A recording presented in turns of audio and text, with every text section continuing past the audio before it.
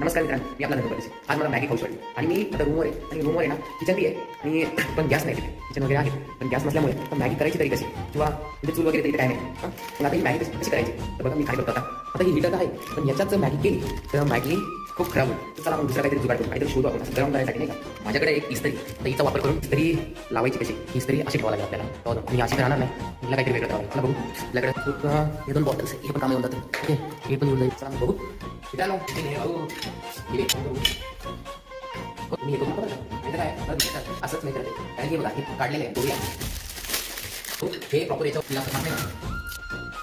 मी इसलिए घाबरतो काही मुझे पता है इसका उद्देश्य कितना है सब कुछ मैं रिसर्च किया तो उसके बाद इधर आओ चल इस तरह चालू हो गए और देखो मैगी गरम व्हायला ते काय म्हणतो ही गरम व्हायला चालू मस्त पैकी ही मॅगी तयार.